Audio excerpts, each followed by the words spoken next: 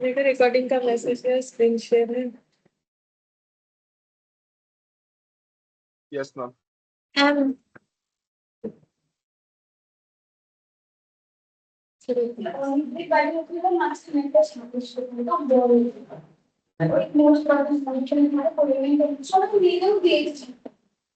আমি দেখেছিল কিন্তু ওরা আসছিল কি করবে সেটার সাথে দেখেছিল। तो बिकॉज हम लोग पढ़ेंगे टाइम वैल्यू ऑफ मनी, ठीक है। तो देखो हम लोग टाइम वैल्यू ऑफ मनी का मतलब क्या होता है कि समय के साथ साथ पैसे का वैल्यूएशन भी क्या होता है, चेंज होता है। तो पैसे का जो परचेसिंग पावर है, क्योंकि इन्फ्लेशन ही चलता जा रहा है, तो कम हो जाता है। ठीक है, आज जो चीज 100 रुपए में खरीद सकते हो, कल वो चीज 100 रुपए में नहीं खरीद सकते हो। तो इसीलिए इसको बोलते हैं टाइम वैल्यू ऑफ मनी। ठीक है, तो एक्स्ट्रा जो लग जाता है उसको हम लोग क्या बोलेंगे, इंटरेस्ट। ठीक है, अब इंटरेस्ट तुम लोग सोचोगे तो इंटरेस्ट तो लोन लेने पे लगता है या एफडी करने पे बैंक हमें देता है, हाँ बिल्कुल।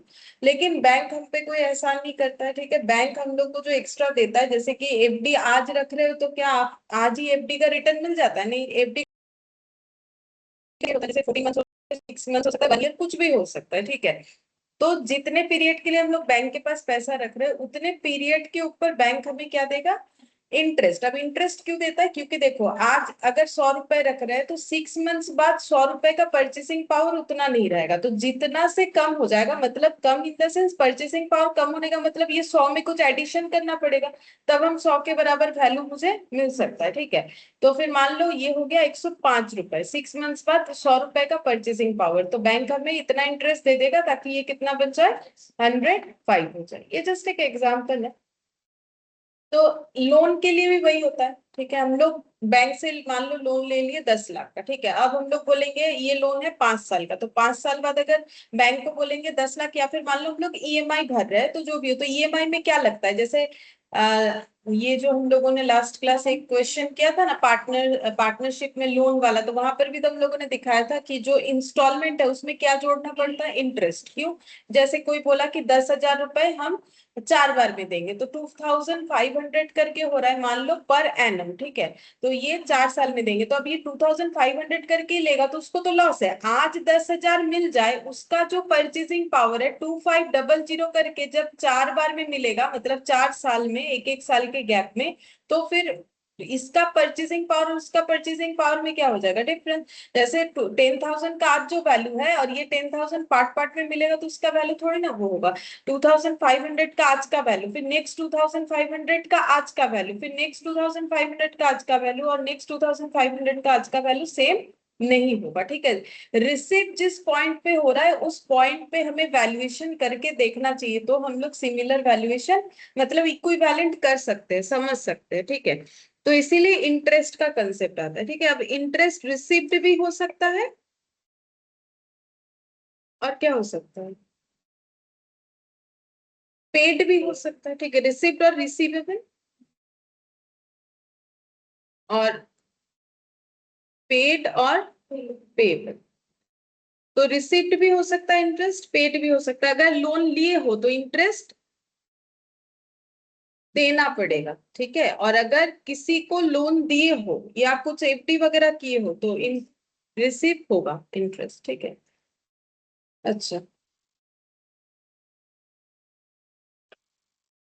यहाँ देखो थोड़ा सा बता देते हैं क्यों इंटरेस्ट दिया जाता है। ये 2-4 पॉइंट है, जैसे कि टाइम वैल्यू ऑफ मनी, ये तो मैंने पहले ही बोल दिया। देखो आज फ्यूचर में जो भी पैसा रिसिप्ट होगा उसका आज का वैल्यू हमें देखना चाहिए, क्योंकि परचेसिंग पावर बराबर नहीं होता।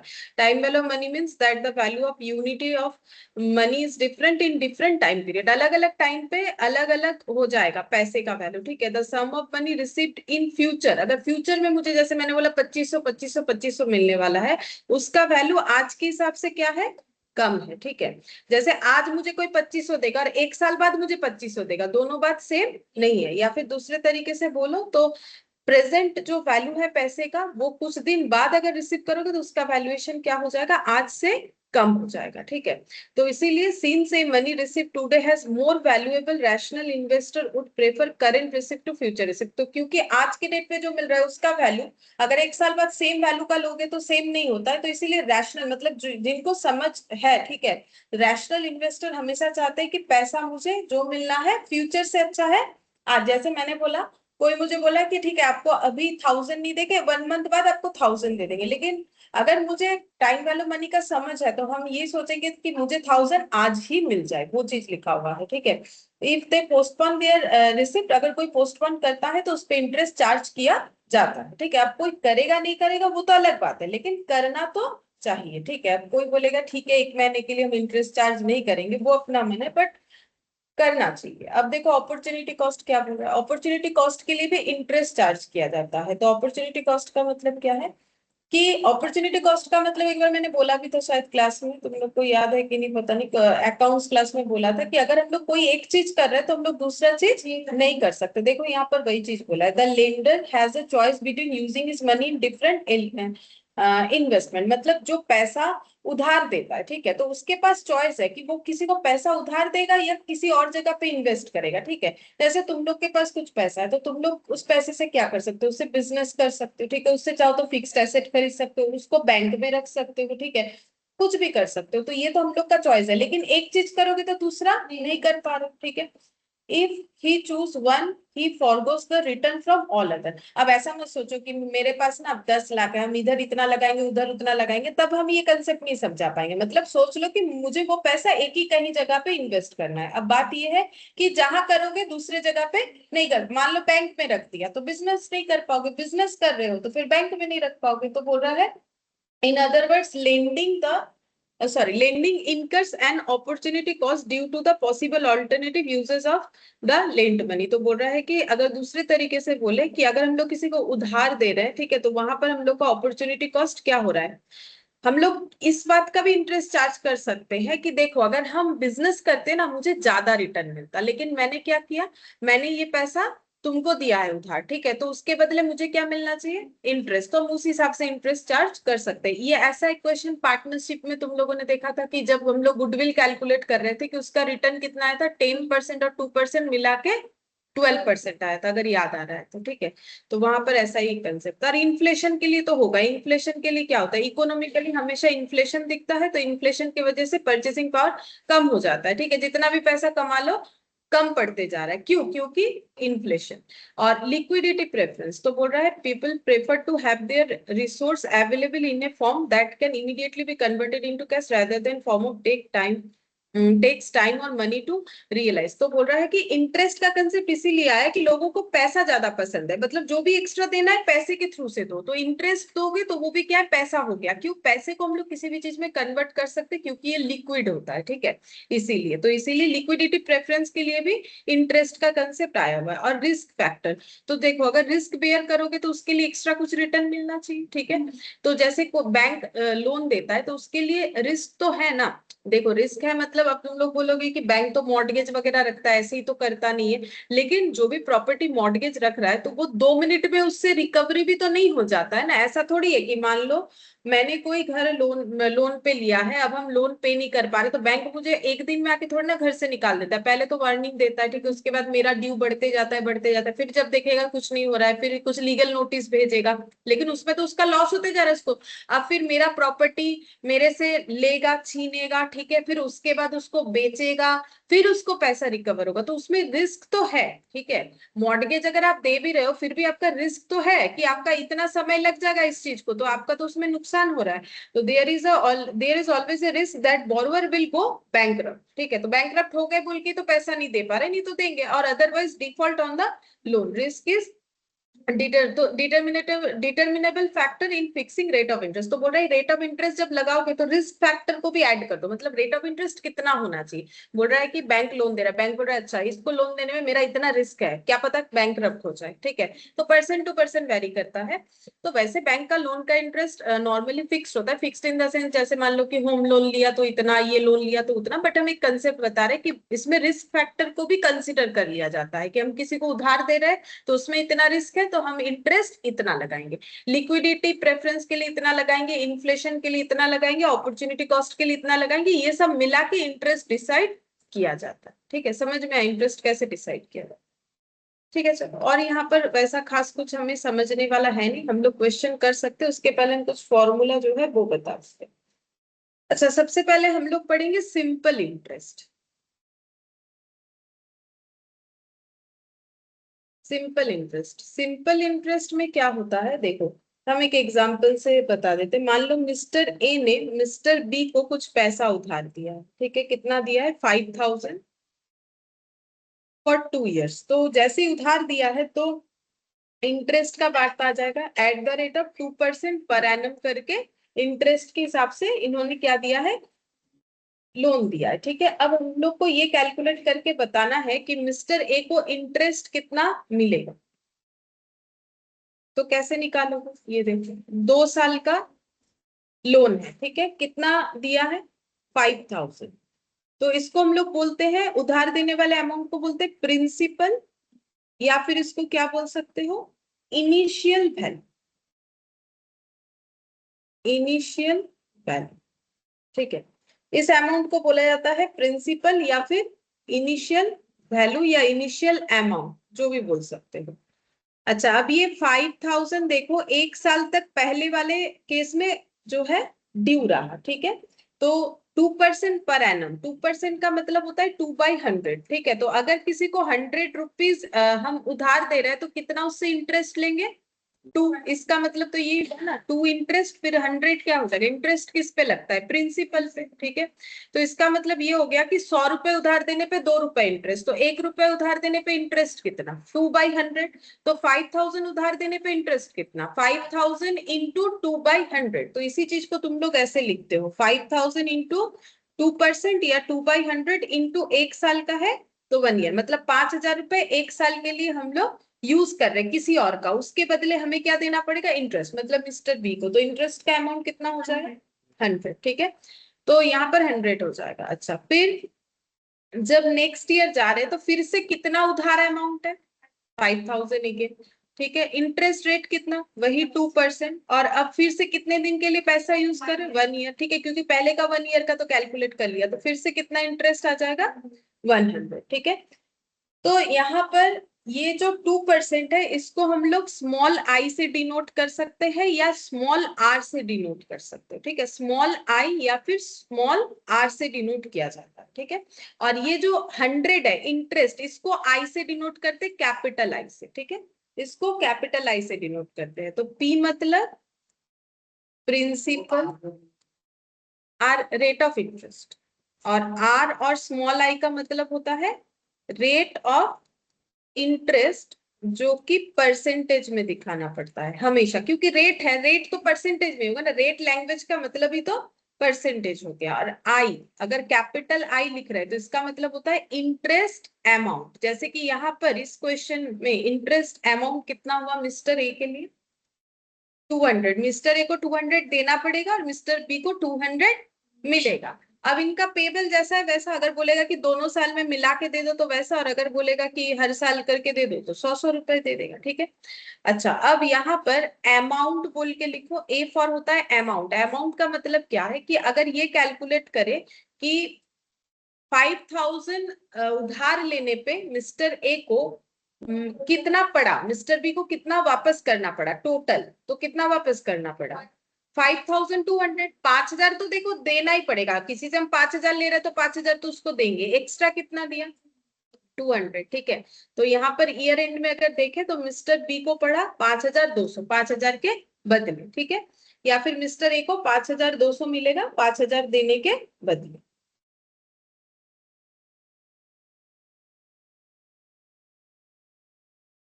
और इसका ये सिंपल इंटरेस्ट का जो स्पेशलिटी हो गया वो ये है कि इंटरेस्ट हर साल सेम रहेगा, interest is same for every year. ठीक है, हर साल इंटरेस्ट का अमाउंट क्या होगा, सेम रहेगा। ठीक है, लेकिन हाँ हर साल बोला है मैंने, ऐसा जैसे देखो ये 1 साल था, अगर नेक्स्ट वाला 6 मंथ्स होता तब लेकिन 100 नहीं होके कितना होता 50 हो जाता, आधा हो जाता। तो ऐसा मत सोचो कि इंटरेस्ट सेम बोल दिया, कभी 100 है कभी 50 है, फिर कैसे हो रहा है। नहीं, मैंने बोला है हर साल सेम होगा। अगर पूरा साल पैसा यूज हो रहा है तो इंटरेस्ट अगर देखोगे तो सेम होगा। लेकिन मान लो अगर 1.5 साल का लोन होता तो फिर इंटरेस्ट तुम लोग को सेम नहीं दिखेगा ना, वो तो पीरियड के लिए सेम नहीं दिखेगा। लेकिन वैसे देखा जाए तो सेम ही है, 100 का आधा 50, ठीक है। तो इंटरेस्ट हमेशा इस केस में क्या होगा, सेम होगा, ठीक है। अच्छा, अब फॉर्मूला क्या बन जाएगा, देखो फॉर्मूला कुछ ऐसा बनेगा। अगर मुझे इंटरेस्ट निकालना है तो ये देखो, इंटरेस्ट 100 कैसे निकाला है, 5000 मतलब पी, 2% मतलब आर, और 1 मतलब टाइम, तो टी। अच्छा, यहाँ टी टाइम लिख लो, टाइम, टाइम जो है इसमें लिखो टाइम इन ईयर। हमेशा टाइम इन ईयर होना चाहिए। अगर ईयर में नहीं होगा तो हम लोग को ईयर में कन्वर्ट कर लेना पड़ेगा। तो आई इक्वल क्या हो जाता है, पी आर टी, और आर हमेशा परसेंटेज में होगा। अब देखो, पी आई टी भी लिख सकते हो, small I, P R T भी लिख सकते हो। हम आर यूज करते हैं क्योंकि 2 आई है तो फिर कंफ्यूजन होता है बोलते वक्त, ठीक है। तो इसीलिए हम यहाँ पर आर यूज करते हैं। अच्छा, अब एक्यूमुलेटेड वैल्यू या अमाउंट, इसको एक्यूमुलेटेड वैल्यू भी बोलते हैं, अमाउंट को एक्यूमुलेटेड वैल्यू।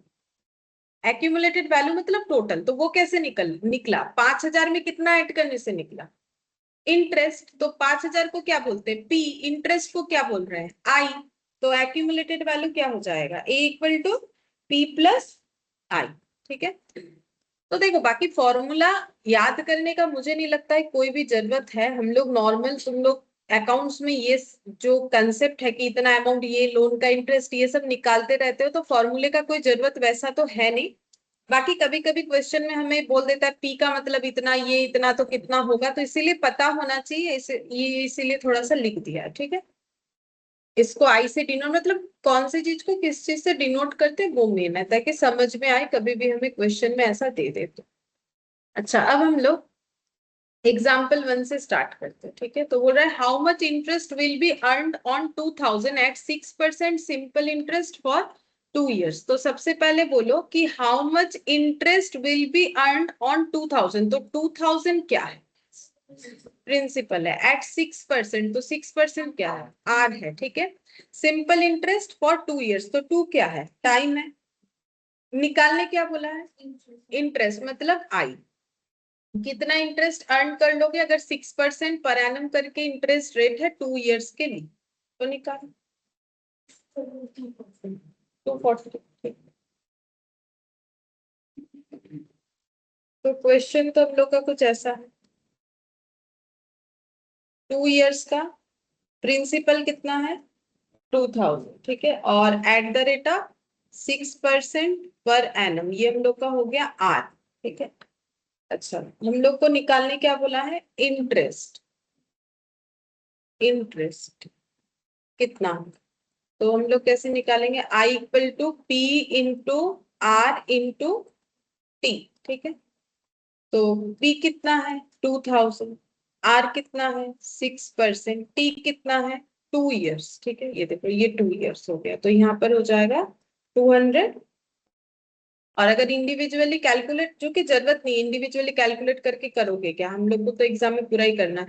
तो इंडिविजुअली करने से भी 240 आएगा। 2000 पे 6% पहले साल हो जाएगा कितना, 120, फिर उसके बाद कितना हो जाएगा, अगेन 120, दोनों मिला के हो जाएगा 240। लेकिन ये तो छोटा सा क्वेश्चन है तो ऐसा कर सकते हो। बाकी जब क्वेश्चन में बहुत सारा डेटा रहेगा तब लेकिन ये फॉर्मूला ही यूज करना पड़ेगा। ऐसे अलग अलग निकालने में काफी टाइम जाएगा। ये 2 साल है तो कर लिया, अगर 5 साल होगा तो ज्यादा समय लगेगा ना, तो फिर इंटू 5 करेंगे। अच्छा, अब नेक्स्ट देखो ये वाला। बोल रहा है Sania deposited 50,000 in a bank for 2 years with interest rate of 5.5% per annum. तो फिर 50,000 क्या है, प्रिंसिपल है, ठीक है। अच्छा, ये 2 years का मतलब टी हो गया, इंटरेस्ट रेट का मतलब आर हो गया। How much interest would see earn, तो क्या निकालने बोला है, वही इंटरेस्ट आई, आई निकालने बोला। कितना होगा,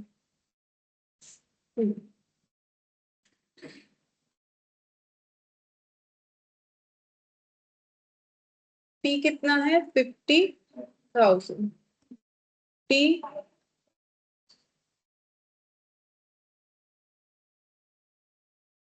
5.5%,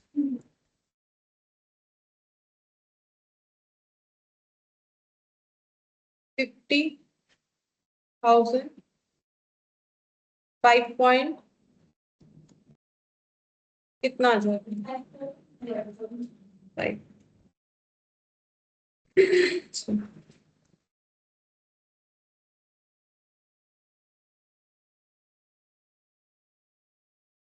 इन example two what will be the final value of investment, इसका मतलब क्या पूछा?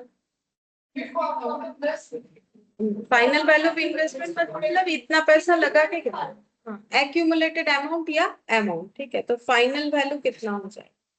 Final value of investment, investment, ठीक है। तो इन्वेस्टमेंट कितना किया था? 50,000। फाइनल वैल्यू क्या है? 50,000 तो मिल ही जाएगा जो पैसा लगाया है और मिला, और 5500, तो 55,005।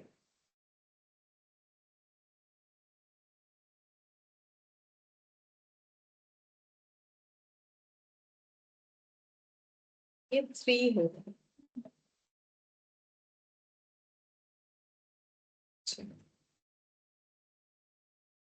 फोर्थ नंबर देखो, बोल रहे Sachin deposited 1 lakh in his bank. तो 1 लाख क्या है? Principal for 2 years। तो 2 क्या है? T at simple interest of 6%। तो ये आर हो गया। How much interest would he earn, how much would be the final value of the deposit. तो इंटरेस्ट निकालो, फिर डिपॉजिट करने के बाद फाइनल कितना हो जाएगा? 1 लाख प्लस जो इंटरेस्ट। हाँ, तो आई हो जाएगा P into R into T। कितना डिपॉजिट किया है? 1 लाख। R कितना है? 6%। T कितना है? 2। तो कितना हो जाएगा? 12,000। फाइनल वैल्यू पूछा, तो फाइनल वैल्यू 1 लाख तो मिलेगा ही, जो इन्वेस्टमेंट किया है हम लोगों ने, और साथ में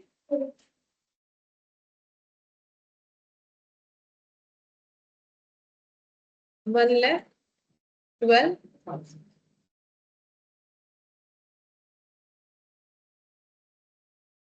लेकिन ऐसा क्वेश्चन नहीं आएगा, चिंता नहीं, ये सब छोटा छोटा क्वेश्चन। सर बोल रहा है find the rate of interest. चलो थोड़ा सा अलग आ गया। अब तक हम लोग वही एस आई मतलब सिंपल इंटरेस्ट और उसका final value. Find the rate of interest मतलब क्या निकालना है? आर का percentage. If the amount owed after 6 months is 1050, तो 6 months क्या हो गया? टी, मतलब जो पैसा हम लोगों ने उधार दिया था वो कितना हो गया 6 months बाद? 1050। तो 1050 क्या है? ए, ठीक है, क्योंकि कुछ एक अमाउंट, अब वो बोरोड अमाउंट कितना था? 1,000। तो ये क्या हो जाएगा? प्रिंसिपल। तो हम लोगों ने जो 1,000 उधार दिया था वो हो चुका है 6 months बाद 1050। क्यों? क्योंकि इंटरेस्ट लगा है। तो इंटरेस्ट रेट कितना है ये पूछ रहा है, निकाल के पूछ, बताओ कितना निकाले। 50 परसेंटेज में होगा इंटरेस्ट रेट, और 50 যেটা বলছি ওটা इंटरेस्ट अमाउंट। जैसे कि इंटरेस्ट कितना है, जैसे इस क्वेश्चन में जाओगे तो 12,000, लेकिन रेट कितना है? 6% है। 6% रेट, रेट हम लोग को निकालने बोला है, तो रेट कैसे निकालो? तो देखो आर निकालना है, वो आई इक्वल टू पीआरटी फॉर्मूले से मैक्सिमम क्वेश्चन हो जाएगा, इतना हम बोल सकते हैं। आई इक्वल टू पीआरटी से ही हो जाएगा। तो आई तो इस क्वेश्चन से ही पता चल रहा है, अगर 1,000 रुपीज 1,050 हो गया है तो इंटरेस्ट कितना? 50। अब उसका रेट निकालो।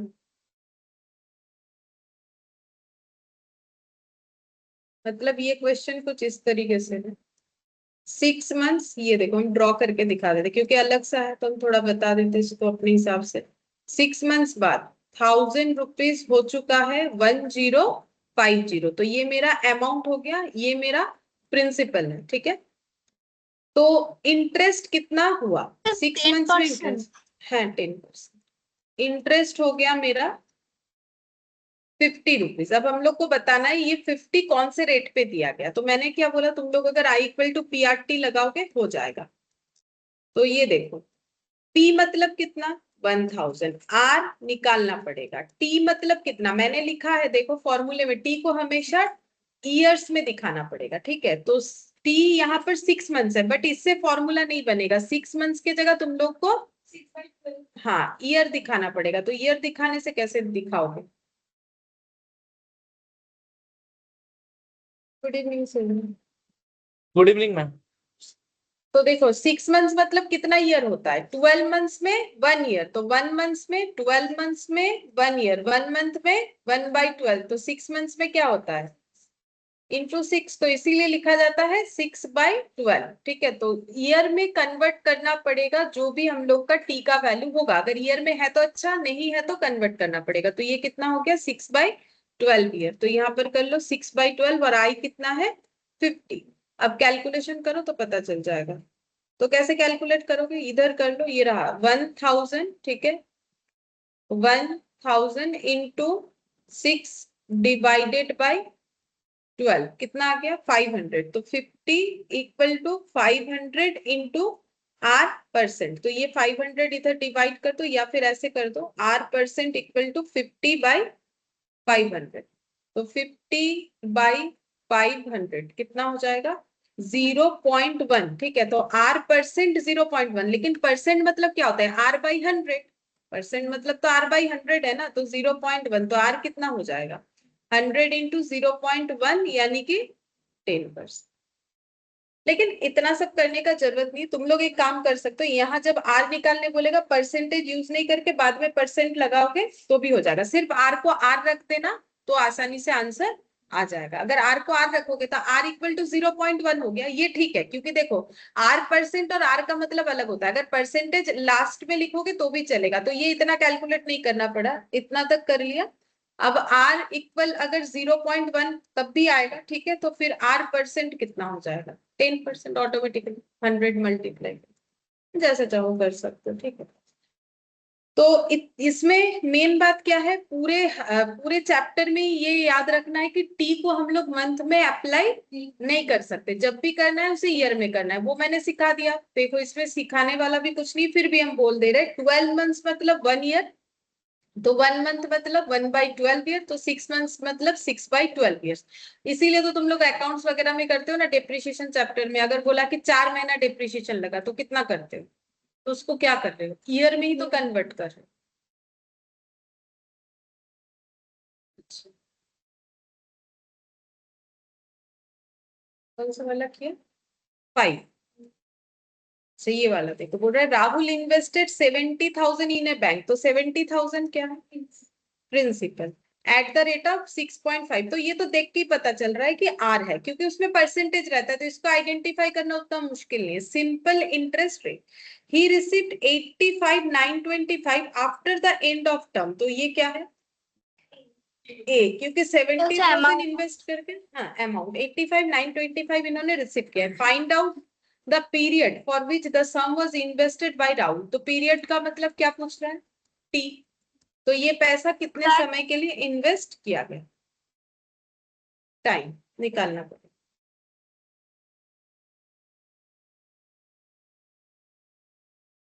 तो देखो हम दिखा देते हैं ये क्वेश्चन में हम लोग को क्या क्या बोल रखा है। बोला है कि राहुल ने कितना इन्वेस्ट किया है? 70,000। ठीक है, और ये पैसा कुछ समय बाद कितना हो गया? 85,925। और कितना समय वो तो नहीं पता, ये हम लोग को निकालना है। ठीक है, 3.5 years, 3.5। तो रेट ऑफ इंटरेस्ट कितना है? 6.5% पर एनम। ठीक है, हम लोग को बताना है कि कितने समय में ये चीज हो सकता है। तो वही I equal to P R T से ही हो जाएगा। तो ये देखो I equal to P into R percent into T. ठीक है, तो इंटरेस्ट कितना है? 85,925। अगर 70,000 से 85,925 हो गया तो ये दोनों का गैप भी तो इंटरेस्ट हुआ। तो प्रिंसिपल कितना है? 70,000। ये 6.5% इंटू हम लोग को क्या निकालना पड़ेगा? टी। अब देखो पूरा चीज कैलकुलेटर पे हो जाएगा। 85,925 माइनस 70,000। ठीक है, तो ये कितना आ गया? 15,925। तो 15,925 इक्वल 70,000 इंटू 6.5%, 4,550 टी। तो टी कितना हो जाएगा? 15, हाँ 925 डिवाइडेड बाय 4550,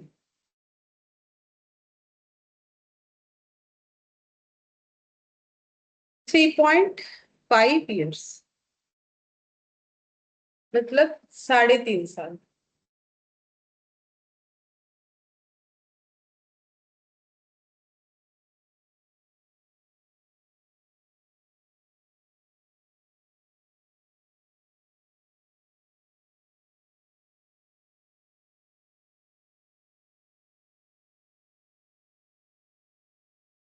ये वाला Kapil deposited sum amount in a bank for 7.5 years, तो टी कितना हो गया? 7.5 year, ठीक है। ये हम लोग का हो गया T eight the rate of 6% per annum simple interest, तो ये हो गया आर। तो कपिल ने कुछ एक पैसा डिपॉजिट किया है 7.5 साल के लिए 6% रेट ऑफ इंटरेस्ट पे, जो कि सिंपल है। Kapil received 1,01,500 at the each of the term, तो ये क्या है? अमाउंट। हम लोग को इनिशियल डिपॉजिट यानी कि पी या फिर आई, जो भी बोलो, इनिशियल डिपॉजिट फाइंड आउट करने के लिए बोला। आई मतलब इनिशियल डिपॉजिट के लिए मैंने आई बोल दिया, बट आई का मतलब हम इंटरेस्ट का बात नहीं कर रहे, ठीक है। मतलब वो इनिशियल डिपॉजिट लिखा है बोल के मैंने बोल दिया पी निकालने के लिए। तो निकालो कितनी।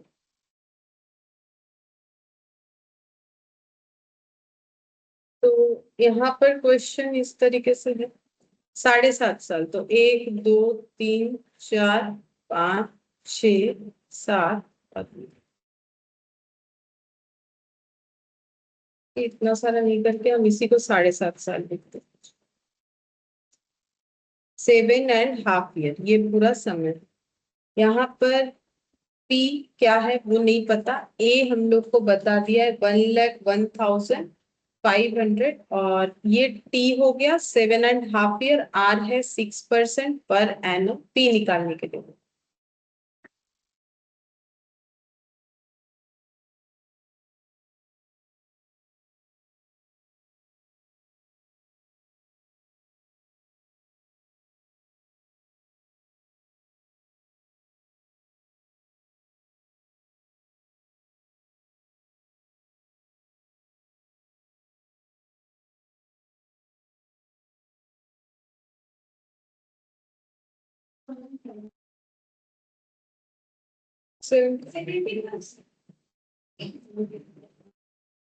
ओ पी निकालना है। हाँ सर।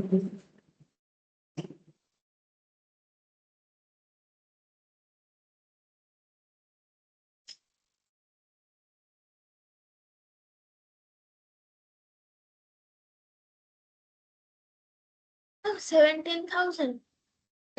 70,000, 70,000 नहीं हो रहा है। 70,000 एक वर्ष में प्लस ऐड करो। वैसे भी कर सकते, या फिर देखो, ए हमें पता है, अगर चाहो तो I equal to P R T कर लो पहले, ठीक है। तो आई तो नहीं पता, ठीक है। पी नहीं पता, आर पता है कितना 6%, टी कितना है 7.5, मतलब 7.5 लिख सकते हो, क्योंकि 7.5 का मतलब होता है 15/2, तो 15/2 का मतलब 7.5 होता है, कैलकुलेटर पे देख सकते हो, ठीक है। अच्छा, तो ये कितना हो जाएगा 7.5 इंटू 6%, 0.45 आ रहा है, तो आई हो गया 0.45 पी, ये क्या हो गया इंटरेस्ट, ठीक है। अब ए का मतलब हम लोग को पता है, एक्यूमुलेटेड अमाउंट का मतलब क्या होता है, पी और उसके साथ इंटरेस्ट, ठीक है। तो 1,01,500 है, पी रहेगा, क्योंकि पी तो हमें पता नहीं, हम लोगों ने पी मान रखा है। आई हो गया 0.45 पी, तो 1,01,500 कितना हो जाएगा 1.45 पी, तो पी कितना हो जाएगा 1,01,500 डिवाइडेड बाई 1.4,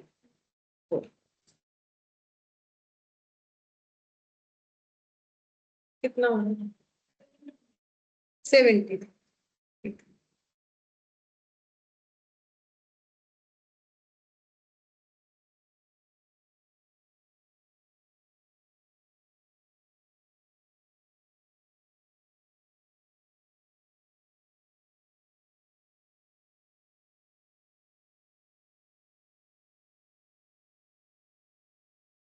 ठीक है। एग्जाम्पल 8 देखो, बोल रहा है sum of 46,875 was lent out at simple interest and at the end of 1 year 8 months the total amount was 50,000। तो पहले ये सब आइडेंटिफाई करो। ये sum of 46,875 तो ये क्या है, P है। इतना पैसा हम लोगों ने उधार दिया है सिंपल इंटरेस्ट पे, कितने समय के लिए, 8 मंथ्स, ये T। हाँ, लेकिन ये पूरे को तुम लोग को ईयर में ट्रांसफर करना है, मतलब 1 ईयर तो ईयर है, ठीक है। 8 मंथ्स मतलब कितना ईयर, वो निकालना पड़ेगा। 8/12। हाँ कर सकते हो, लेकिन कैलकुलेशन कैसे करोगे वो देखना पड़ेगा। 8 मंथ्स 8/12 है, ठीक है, बट किस तरीके से कैलकुलेशन के लिए वो वैल्यू बनाने से तुम लोग का कैलकुलेशन आसान होगा वो देखना पड़ेगा। वो भी हो जाएगा, 8/12 करके भी किया जा सकता है। द टोटल अमाउंट कितना हो रहा है, 50,000। तो ये कितना है, अमाउंट बोल ही तो रहा है क्वेश्चन, द टोटल अमाउंट। इतने दिन बाद ये 46,875 50,000 हो जाएगा। अब पूछा क्या है, rate of interest per annum, मतलब आर कितना है वो पूछा है, R% कितना, ठीक है। तो यहाँ पर लिखते हैं हम क्या क्या क्वेश्चन में बोला। देखो 46,875 इन्वेस्ट किया गया है 1 ईयर, सॉरी उधार दिया गया है 1 ईयर 8 मंथ्स के लिए, ठीक है। और ये पैसा बन चुका है 50,000। हम लोग को बोला कितना रेट ऑफ इंटरेस्ट पे ये हुआ।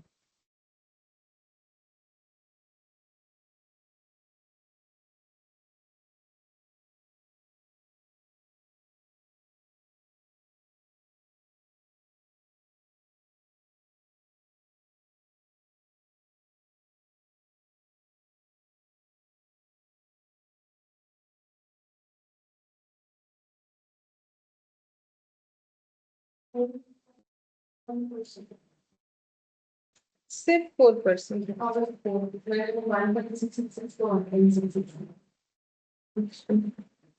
ये मेरा तो एग्जैक्टली आ रहा है 4%। हाँ, अरे वो 1.66 रेगुलर है ना, उसको मैंने 1.66 लिया।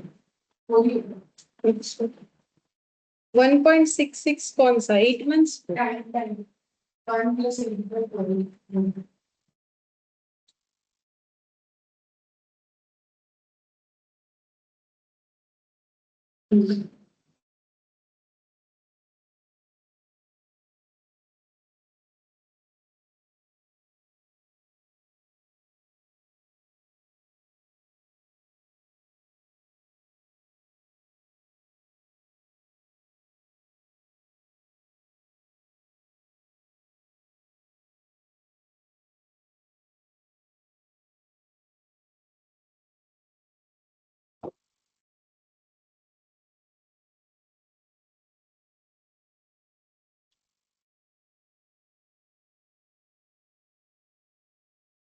नहीं हो रहा है,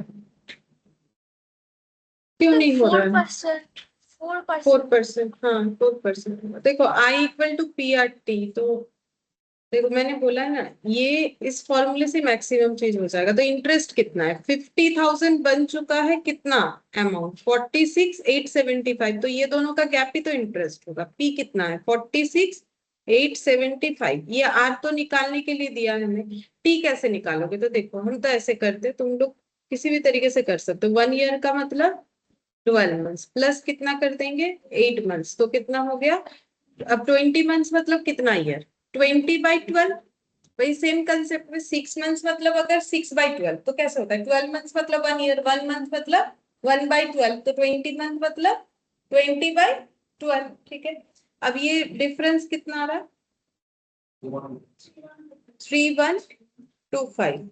अच्छा अब ये कैलकुलेट करो, 46,875 इंटू 20 डिवाइडेड बाय 12 कितना आ गया, 78,125 आ रहा है मेरा, ठीक है। तो R% कितना हो जाएगा, 3125 डिवाइडेड बाय 78,125। 3125 डिवाइडेड बाय 78,125, देखो 0.04 आएगा एग्जैक्टली, ठीक है। 0.04 आ गया, तो R का मतलब 0.04 इंटू 100 करना पड़ेगा ना, परसेंटेज में निकाल रहे हो, तो 4%।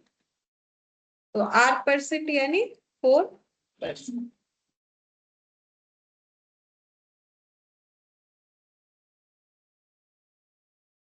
ठीक है, तो ये वाला देख लो, ये पॉइंट टू बी नोटेड है कि किस तरीके से ईयर को हम लोग 1 ईयर 8 मंथ्स ऐसा कुछ दे दिया तो कैसे करके उसको पूरा पूरी ईयर में ट्रांसफर कर सकते।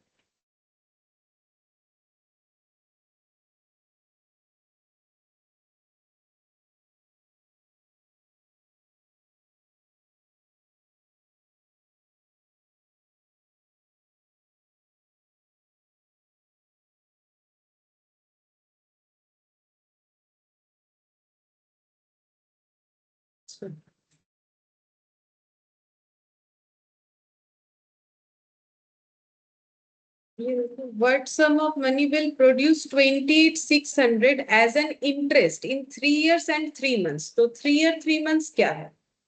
Time at 2.5% per annum simple interest, तो ये क्या है? R। तो ये 28,600 क्या है? इंटरेस्ट है। What sum of money will produce? नहीं, अमाउंट नहीं है, पढ़ के देखो क्या है।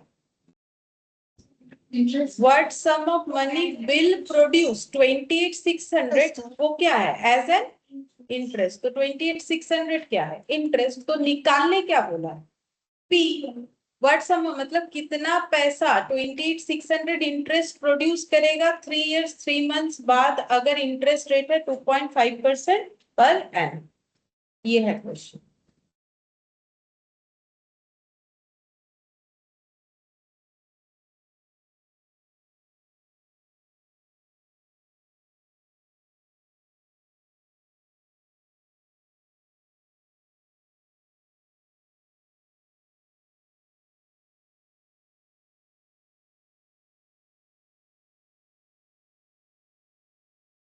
एग्जाम्पल 9। ठीक है, तो P फाइंड आउट करना है। टाइम है 3 ईयर 3 मंथ्स। अभी सिखाया कैसे चेंज करने से हम लोग का कोई प्रॉब्लम नहीं है।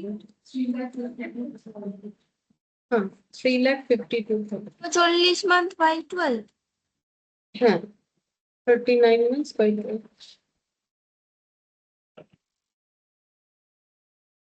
ए तो कुछ बोला नहीं था ना क्वेश्चन में। अच्छा, तो I इक्वल क्या होता है? P into R into T। ठीक है, तो I तो दिया हुआ है, I तो दिया हुआ है 28,600। तो 28,600 P निकालना पड़ेगा, R गिवन है 2.5%, T हो जाएगा। देखो 3 ईयर का मतलब होता है 36 मंथ्स। ठीक है, प्लस 3 मंथ्स, तो ये यहाँ पर हो जाएगा 39 मंथ। तो 39/12। अब कैलकुलेटर पे देख लो, 39 डिवाइडेड बाई 12 इंटू 2.5% इतना आ रहा है। ठीक है, तो P इंटू 0.08125 28,600, तो P कितना हो जाएगा? 28,600 डिवाइडेड बाई 0.08125। 3 लाख 5,000 মানে 52,000। 52,000। हाँ। 3,52,000। अच्छा, अब ये जब कैलकुलेट करोगे ना तो कैलकुलेटर पे ही कर लेना, ये 2 लाइन करने का जरूरत नहीं है। एग्जाम में कैसे करना है वो हम दिखा देते हैं। पहले इतना तो लिखना पड़ेगा, नहीं तो नहीं कर पाएंगे हम लोग। तो सबसे पहले ऐसे करना पड़ेगा कैलकुलेटर में। अगर हम इधर का डेटा लेते हैं तो 39 इंटू 2.5% कर दिया, डिवाइडेड बाई कितना हो गया? 12। ठीक है, तो ये आ गया। तो P इंटू इतना हो गया। तो अब हम लोग को क्या करना है? 28,600 डिवाइडेड बाई ये करना है। ये तो समझ में आ रहा है ना देख के कि 28,600 डिवाइडेड बाई ये वैल्यू करने से P पता चलेगा। तो इस वैल्यू को मेमोरी में ऐड कर देना है। कैलकुलेटर पे देख लो, मेमोरी पे ऐड कर देना है। ठीक है, फिर कितना लिखना है? 28,600 डिवाइडेड बाई मेमोरी रिकॉल। ठीक है, ये हो गया। इक्वल कर दो, डायरेक्टली आंसर आ जाएगा। तो इस चीज का हैबिट करो, क्योंकि इस टॉपिक में इस चीज का हैबिट करना जरूरी है। क्योंकि इसके बाद एन्युइटी पढ़ोगे, कंपाउंड इंटरेस्ट पढ़ोगे, तो कैलकुलेटर का यूज नहीं करोगे तो इतना डेटा लिखते लिखते पागल हो जाओगे। ठीक है, ये सब पॉइंट वाइंट लिखने पे गलत हो जाता है। तो कैलकुलेटर पे इतना अच्छे से प्रैक्टिस करना चाहिए कि ऐसा छोटा मोटा क्वेश्चन हो तो कैलकुलेटर पे ही पूरा कैलकुलेट हो जाए, इतना नहीं लिखना है। हम अभी लिख के दिखा देंगे, क्यों लिख के दिखाएंगे, ताकि तुम लोग के पास डेटा रहे, कभी भी प्रैक्टिस करो तो समझ में आए कि कितना अमाउंट है। लेकिन एग्जाम में ऐसे ही करना है, तो हम उस तरीके से भी दिखा मैम देंगे। मैम और एग्जाम में कैलकुलेटर अलाउ होता है? हाँ, कैलकुलेटर अलाउ होगा, लेकिन जो है commercial calculator, scientific calculator allow, तो कॉमर्शियल जो कैलकुलेटर है वो अलाउ।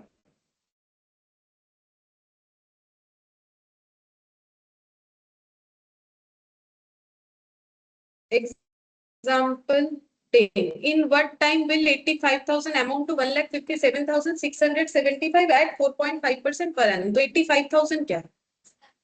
प्रिंसिपल, और 157,675 क्या है? अमाउंट। कितने समय में ये पैसा इतने से इतना हो जाएगा, ठीक है। तो P कितना है? 85,000, और A बता है कितना है? 1,57,675, ठीक है। R कितना है? भूल गए, 10। R कितना है? 4.5%, ठीक है। तो हम लोग को क्या निकालना है? T कितना होगा, ठीक है। तो वही I equal to P R T से ही निकलेगा सारा क्वेश्चन, ठीक है। PRT, तो I कितना है? 157,675 माइनस 85,000, P 85,000, R 4.5%, T निकालना पड़ेगा, ठीक है। तो कैलकुलेट करो, पहले ये माइनस करके देख लो। 1,57,675 माइनस 85,000, 72,675, 85,000 into 7.5%, तो 85,000 into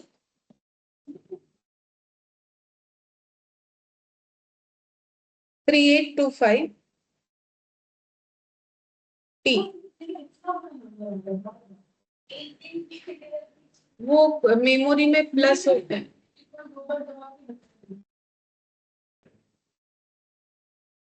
पूरा क्लियर कर दो, AC दबा के, AC कर दो, AC या C, तब तो नहीं रहना चाहिए।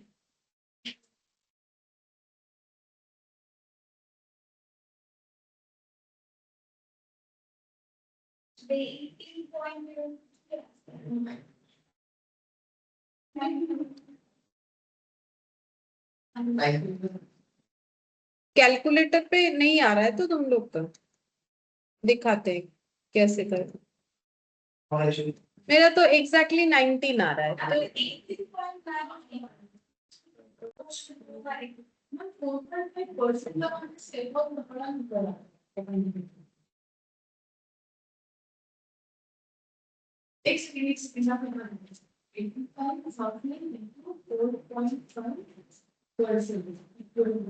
नहीं तुम 4.5 डिवाइडेड बाय 100 कर, तुम्हारा उसमें शायद वो सब कुछ करेगा, क्लियर करेंगे। तुम्हें 4.5 बाई 100 करो, तब आ जाएगा। आना चाहिए, बट वो कैलकुलेटर का सेटिंग सबका अलग अलग होता है, देखना पड़ेगा कि क्या करने से आएगा। सब कुछ इधर उधर हो गया होगा, बहुत सारा इसमें ये होता है ना, फंक्शन होता है, कुछ इधर उधर तुमसे ये हो गया होगा, देखो।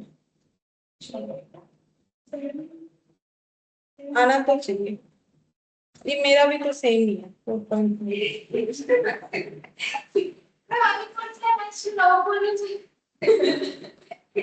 কিছু মেমোরিতে হয়তো আছে আর নালে কিছু এটা ওটা এড করে দিয়েছো, দেখো সেই জন্য হচ্ছে।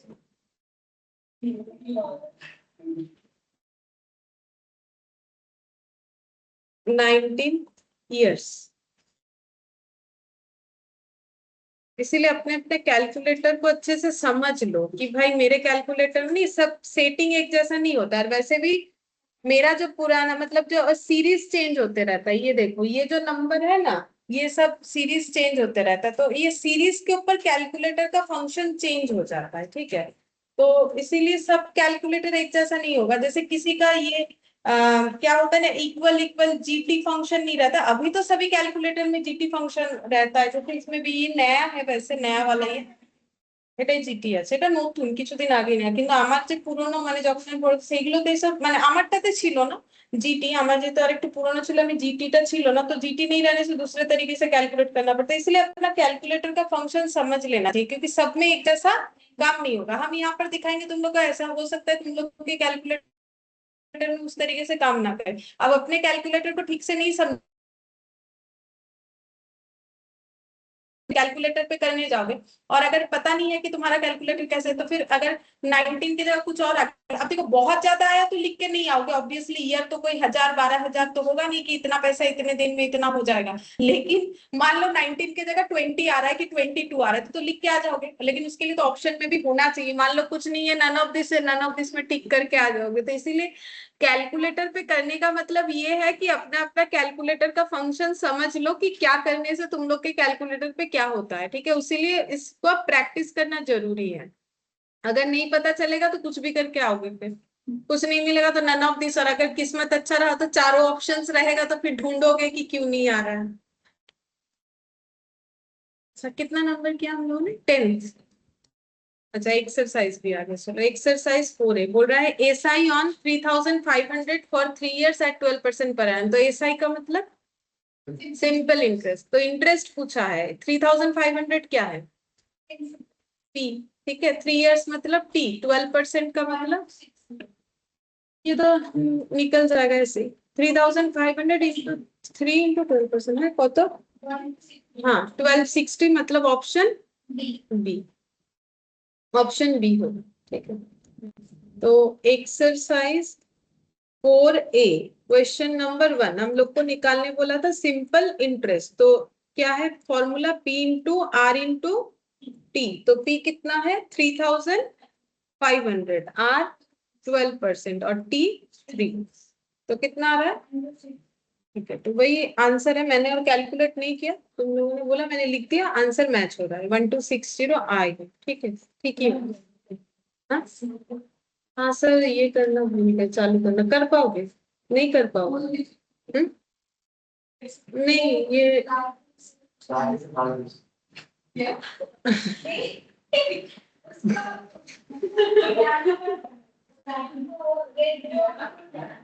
नहीं सकोगे तुम। अरे क्यों করে দাও না? হ্যাঁ ওই যে দেখো এই প্লাগটা আছে না, ওই যে সুইচ বোর্ডটা, হ্যাঁ ওটা উপরে করো। হ্যাঁ উপরে, না না ওইটা ওইটা, হ্যাঁ ওইটা উপরে করো। হ্যাঁ ঠিক আছে, হয়ে যাবে। उसमें किसी का हाथ नहीं जाता, सर का भी नहीं जाता है, या बेंच पे चढ़ने का जरूरत नहीं है, इसीलिए उससे कर देते हैं। वो रखा है इसीलिए, नहीं तो पहले बेंच पे चढ़ के करना पड़ता।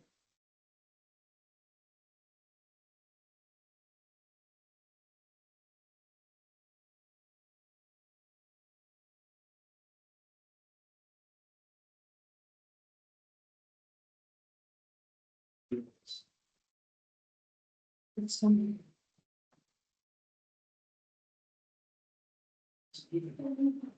सेकंड वाला है। पी बोल दिया, ये देखो इसलिए हम बोल रहे थे फॉर्मूला का बात, क्योंकि देखो कभी कभी ऐसे दे देगा पी इतना आर इतना, तो फिर पता होना चाहिए ना। तो पी आर, अच्छा अब ये कैपिटल आर दिया है, लेकिन यहाँ पर फॉर्मूला कैसा लिखा है देखो, बोल रहा है पी आर टी बाई 100, मतलब I equal to P R T by 100। तो आर का जो 100 है ना, आर परसेंट वो दिया हुआ है, तो यही तो होता है ना, P into R percent into T. अब तुम लोग बोलोगे मैंने तो कैपिटल में नहीं लिखा, तो इन्होंने लिखा है, लेकिन बात तो एक ही है ना। तो यहाँ पर ये 100, तो फिर ये हो गया। निकालना क्या है? आई। आई मतलब इंटरेस्ट, सिंपल इंटरेस्ट। सब तो बता दिया क्या क्या दिया हुआ है, तो निकाल। 3375।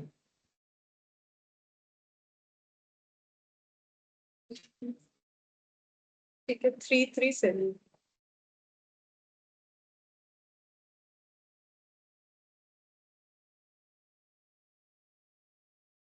5000 इंटू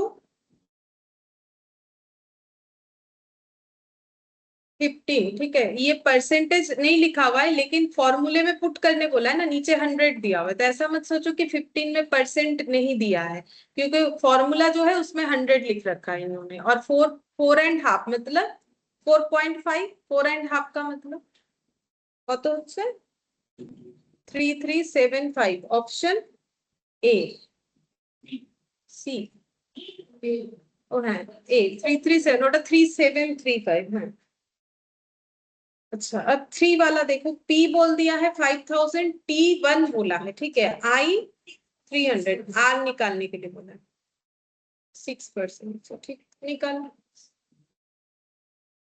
क्वेश्चन नंबर 3 हम लोग को I equal to PRT format में देने से ही हो जाएगा। देखो क्या क्या दे रखा है, बोल रहा है कि P, এটা করবো তো, हाँ P 5000, T1, P 5000, T1, I तो 300, R निकालने के लिए बोला, I 300, R निकालने के लिए बोला। तो कैलकुलेट करो, तो ये कितना हो जाएगा, यहाँ से 2 जीरो काट दो, यहाँ से 2 जीरो काट दिया, यहाँ 50 है, ये कैलकुलेट होके कितना हो जाएगा, 6 आ जाएगा।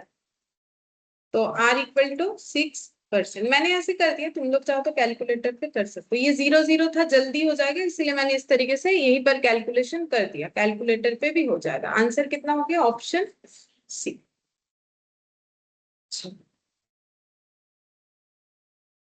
फोर्थ नंबर में क्या बोला, if P 4500, A 7200, simple interest क्या होगा, इंटरेस्ट निकालने बोला है। अमाउंट और प्रिंसिपल दोनों दे दिया है, तो अमाउंट से प्रिंसिपल माइनस करने से तो पता चलेगा कितना इंटरेस्ट है। प्रिंसिपल तो इंटरेस्ट लगने की वजह से बढ़ के 7200 हुआ है, तो आई कितना हो जाएगा, A माइनस P, ठीक है। तो 7200 माइनस 4500 करने से जितना आएगा, कितना, 2700। तो ऑप्शन देख लेते हैं, ऑप्शन हो गया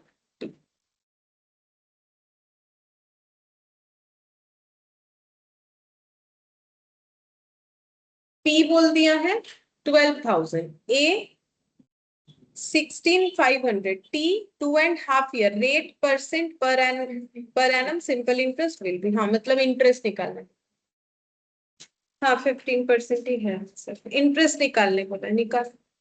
आई इक्वल टू क्या लिखोगे, PRT ऐसे करके, तो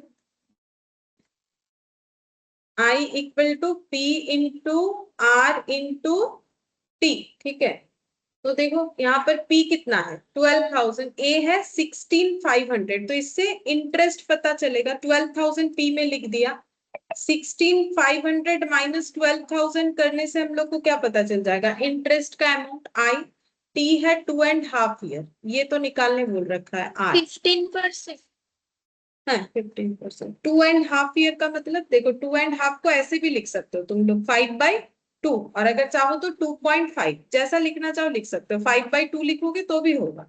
तो ये माइनस करने से कितना होगा, 4,500। अच्छा ये यहाँ से हटा दो 2 जीरो, यहाँ से हटा दिया मैंने 2 जीरो, ये हो गया 60, ठीक है, और ये हो गया 300।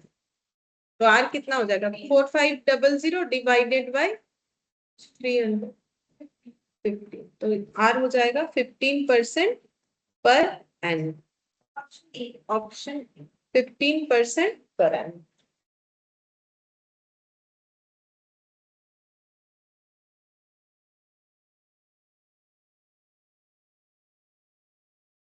सिक्स्थ नंबर, P बोला है 10,000, I मतलब interest 2500, rate of interest 12.5%, simple interest, number of years will be, मतलब कितने सालों में ये हो सकता है, तो T निकालने बोला, निकाल।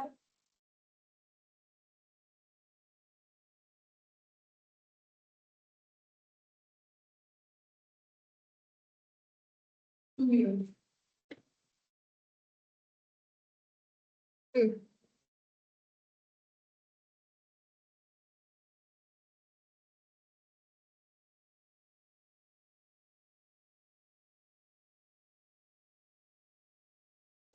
सबका 2 इयर्स आ रहा है, ऑप्शन ठीक। तो ऐसे करेंगे हम लोग, I equal to P into R into T, ठीक है। P है 10,000, कौन सा 6th नंबर वाला, P है 10,000, I2500 R 12.5%, 2500 12.5% हम लोग को T निकालने के लिए बोला है। तो देखो 12.5% मतलब हो जाता है 25/2, ठीक है। तो 25/2 का मतलब हो जाएगा हम लोग का 12.5%, ठीक है। तो हम लोग ऐसे लिख सकते हैं 10,000 इंटू 12.5%, तो ये कितना हो जाएगा 1250, तो 2500 1250 T, तो देयरफॉर T इक्वल टू हो जाएगा 2500 divided by 1250, 2 option B, option B हो जाएगा। ये जो R है ये 12.5% था, मैंने इसे कर दिया है 25/2, यानी कि कैलकुलेटर पे देखोगे तो 12.5% हो जाएगा, ये लिख दिया। बाद में अगर किसी को कोई कंफ्यूजन हो जाए कि यहाँ से यहाँ कैसे हो गया अचानक से, तो ये सब कैलकुलेटर पे करने से तो ही जल्दी कर पाएंगे ना, इसीलिए फिर भी लिख दिया। चलो 7th नंबर में बोला है P8500 8N200 R 12.5%, T कितना होगा, इसमें भी T निकालने के लिए सेम टाइप का क्वेश्चन है, T निकाल। Rate of interest is 1.5%.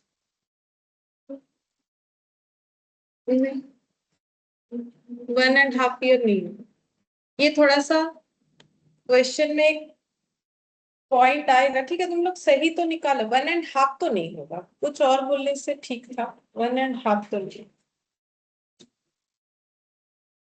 Normal calculation करने से भी 1.5, तो 1.5 का मतलब पॉइंट में 1.5, लेकिन वो तो नहीं है 1.6, तो 1.6 होने से 1.5 नहीं हुआ ना, 1.5 मतलब तो 1.5 होता है।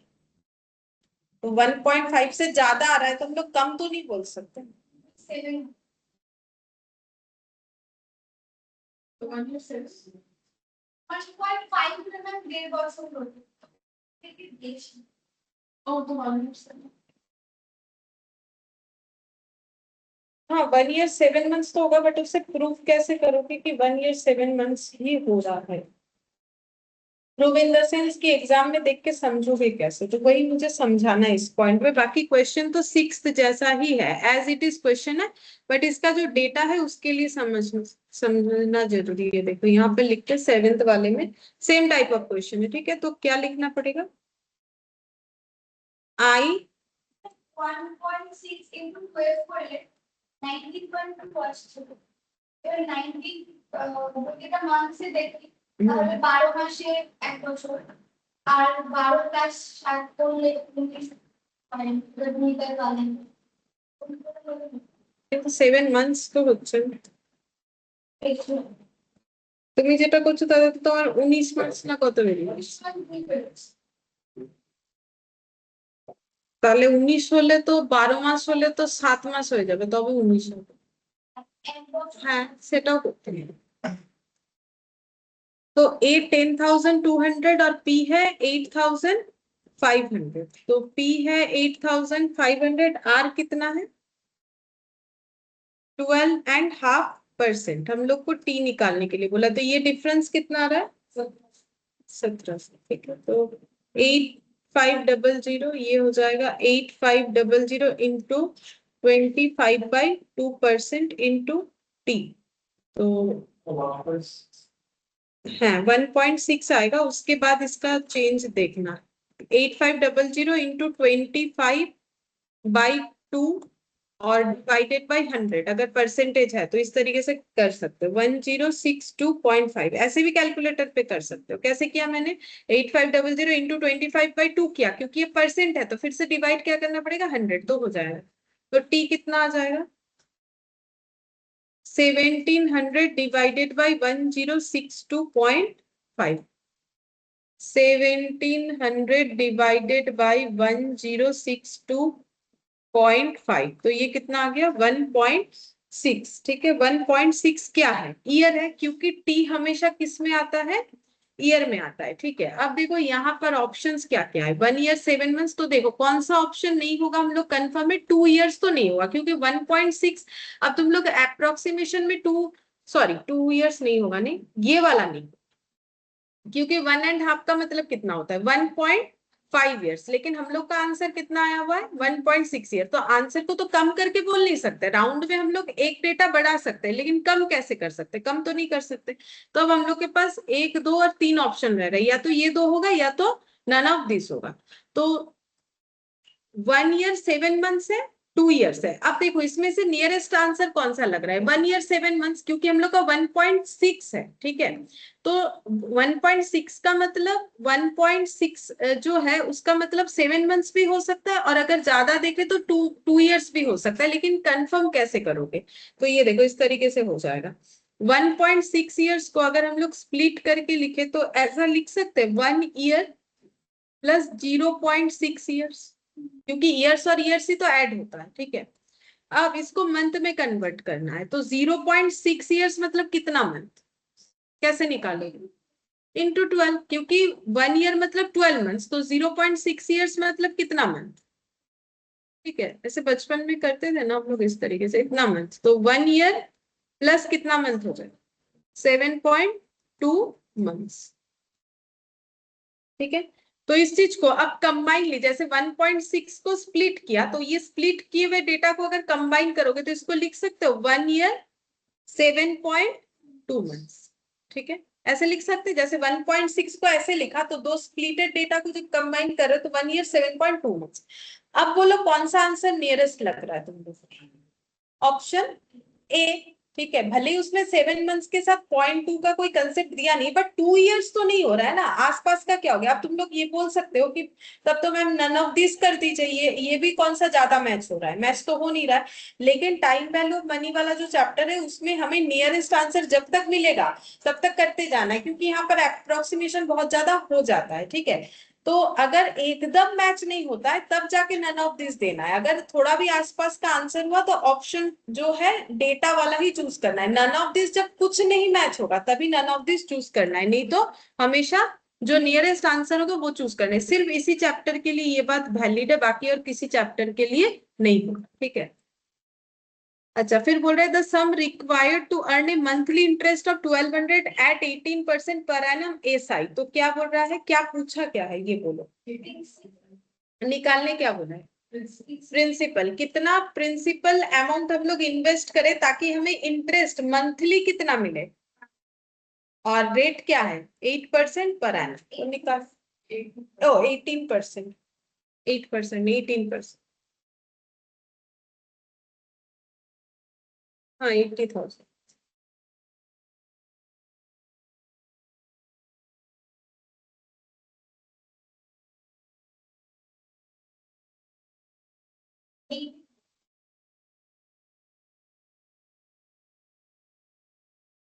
तो क्या निकालने बोला है, तो वो लिखो ना पहले, I equal to P R T, हमेशा ये वाला फॉर्मूला लिखो, लिखने से जो डेटा गिवन है वो पुट करोगे तो पता चल जाएगा।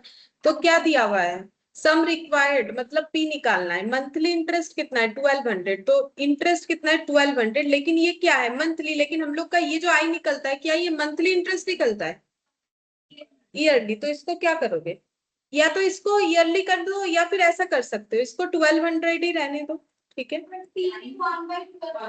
हाँ, तो P इंटू 18% और T को हम लोग कर देंगे 1/12, क्योंकि इन्वेस्टमेंट हम लोग का 1 मंथ का है, 1 मंथ इन्वेस्टमेंट में 1200 आएगा, क्योंकि मंथली 1200 मिल रहा है, तो 1 मंथ का मतलब 1/12 ईयर, ठीक है।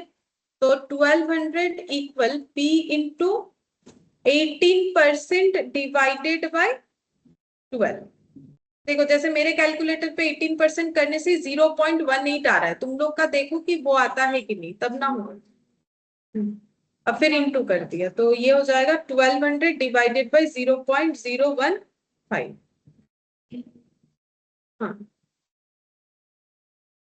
80, ऑप्शन सी, ऑप्शन सी, हाँ 80,000 यानी ऑप्शन सी। तो यहाँ पर हम लोग टाइम को चेंज कर लिया, मतलब हम लोग ये मान रहे हैं कि अगर 1 मंथ इन्वेस्ट करेंगे तो हमें कितना मिलेगा 1200, ठीक है, ऐसे करके हम लोग कैलकुलेट कर सकते हैं।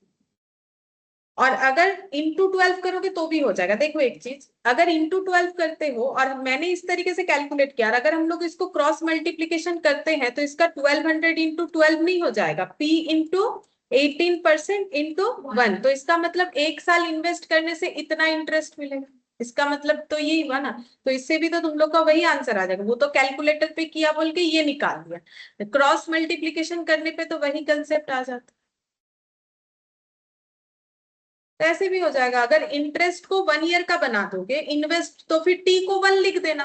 और अगर टी को तुम लोग मंथली रखना चाहते तो टी तो मंथ में आंसर देता नहीं है, हमें हमेशा उसको ईयर में कन्वर्ट करना पड़ता है, तो उसको 1/12 रखोगे, तो इसको फिर कितना रखना, 1200 ही रखना, ठीक है। तो किसी भी एक तरीके से कर सकते हो। तो हम पहले ये वाला करने जा रहे थे, फिर मुझे याद आया कि ऐसे भी तो ये दिखा सकते हैं।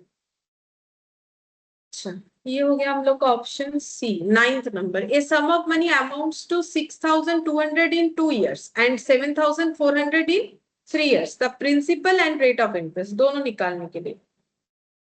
तो इसको एक छोटा सा ट्रिक है, उससे निकल जाएगा। इसमें तुम लोग बड़ा कोई कैलकुलेशन मत कर लेना, मतलब करके कोई फायदा है नहीं, ठीक है। ट्राई करो, देखो कैसे करके कर सकते हो, कैलकुलेशन करना है वही कर लो, लेकिन हम एक लाइन में इसको समझा देंगे। करो, जो भी समझ में आ रहा है करके देखो क्या आंसर है।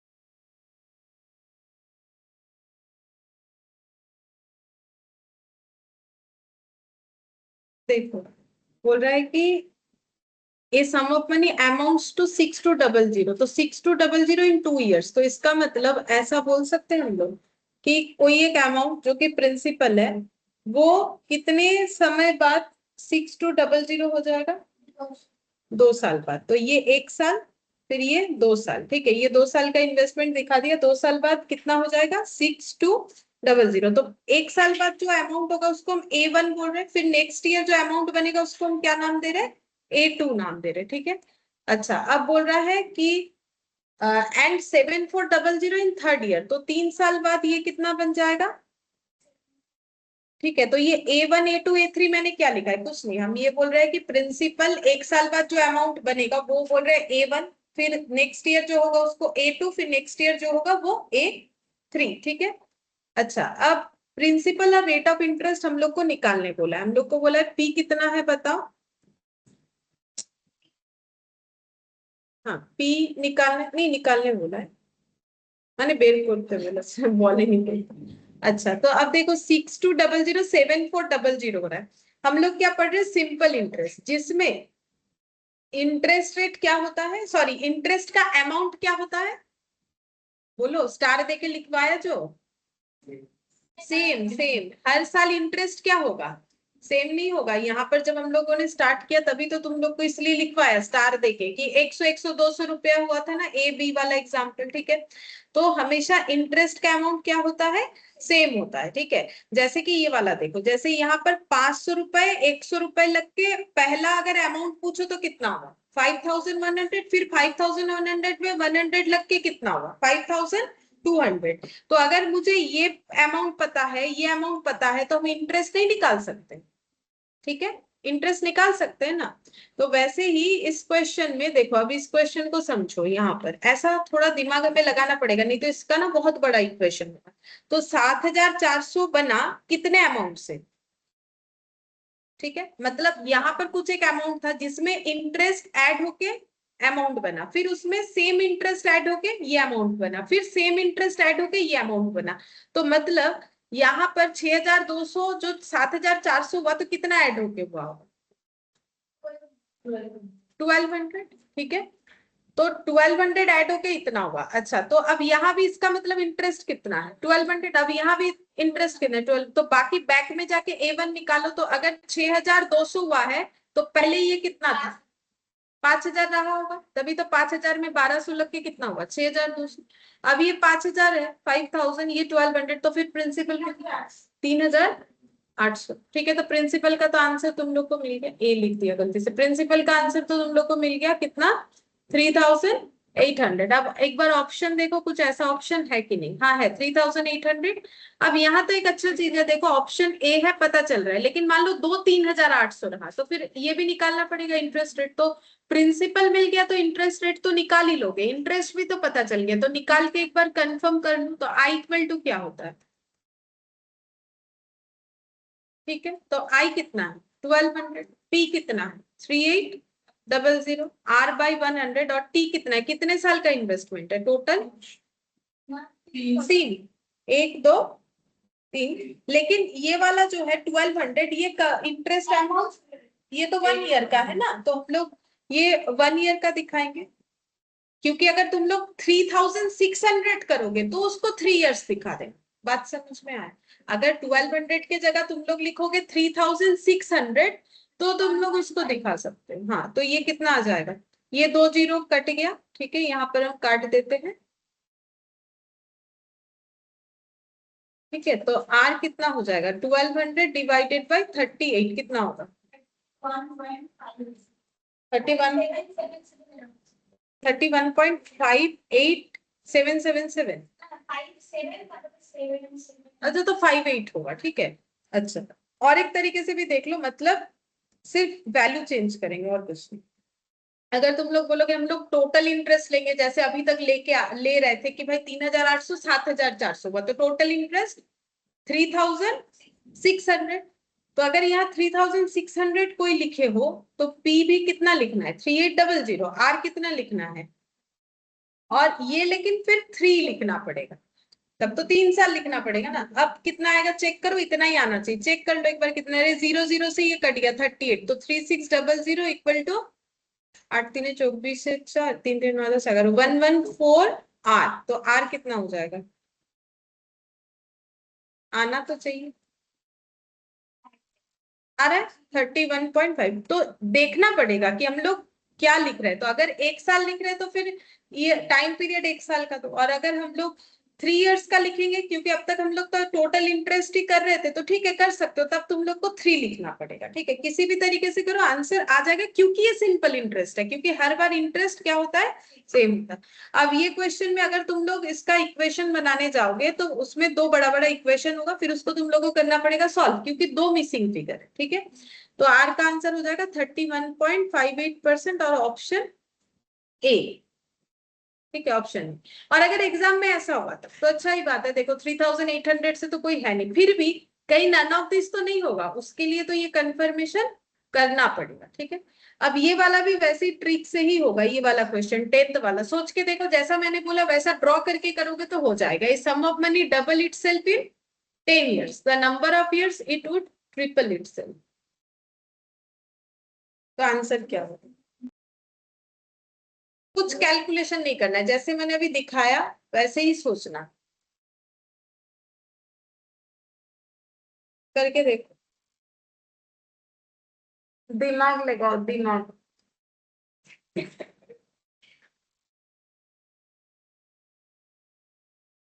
फॉर्मूला नहीं, दिमाग लगाना है। फॉर्मूला तो कोई दिमाग लगा के निकाला था, उसका यूज करना है।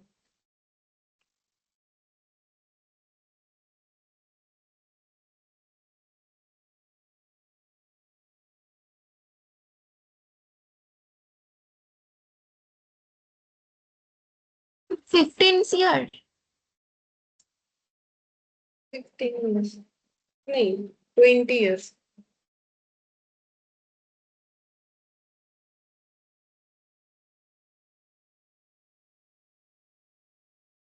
अरे देखो, बोला है कि डबल हो जाएगा कितने समय में, 10 साल। तो अगर मेरा ये प्रिंसिपल है, ठीक है, और ये टाइम पीरियड अगर 10 इयर्स का है, तो ये पैसा जो भी पी है वो कितना हो जाएगा, 2p, कितने समय बाद। अब बोल रहे यही पैसा कितने समय पर बाद क्या हो जाएगा, ट्रिपल हो जाएगा। तो 3p, 3 गुना ना, ट्रिपल का मतलब क्या हो जाएगा, 3p। अच्छा मुझे एक बोलो, अगर p से 2p हुआ तो कितना इंटरेस्ट अर्न हुआ, 10 साल में कितना इंटरेस्ट अर्न, p। अगर मेरा कुछ अमाउंट p था, वो अगर 2p हो गया तो फिर डिफरेंस कितने का आया, p। ठीक है, तो p इंटरेस्ट लगा। तो 10 साल में इंटरेस्ट p है। सिंपल इंटरेस्ट हमेशा क्या होता है, ठीक है। तो अब 2p से जो 3p हुआ तो कितना इंटरेस्ट हुआ, p। तो अगर 10 साल में p है तो और भी 10 साल में कितना होगा, p हो रहा है, तो 10 और 10 कितना हो जाएगा, 20। तो 20 साल में ये चीज हो सकती है। ऑप्शन सी है 20।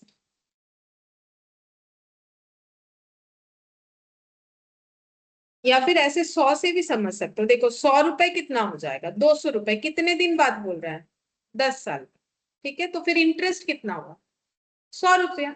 अब बोल रहा है कितने दिन बाद ये 300 रुपया हो जाएगा। ठीक है, तो 300 रुपए कैसे हुआ, वो तो इंटरेस्ट लग लग के बढ़ रहा है, तो इंटरेस्ट कितना है, वही 100 है। तो अगर 10 में 100 है, फिर 10 में ही 100 होगा, तो 10 10 कितना, 30। अब इसका अगर कैलकुलेशन करने जाओगे तो कैलकुलेशन कैसा होगा पता है, हम करेंगे तो नहीं, जस्ट हम तुम लोग को दिखा देते हैं। जैसे अगर तुम लोग इसको कैलकुलेट करने जाओगे तो तुम लोग का ऐसे हो जाएगा, p इक्वल टू क्या हो जाएगा,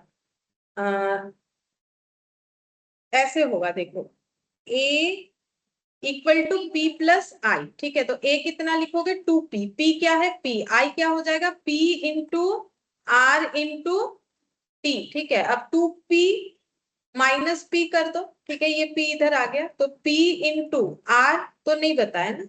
ठीक है, और t कितना हो जाएगा, 10 इयर्स। ठीक है, 10 इयर्स। अच्छा अब ये कितना हो गया, p इंटू ये 0 0 काट दो, r/10 मतलब कितना हो जाएगा, 0.1 r, ऐसे हुआ ना। एक मिनट, ये हो गया p/r,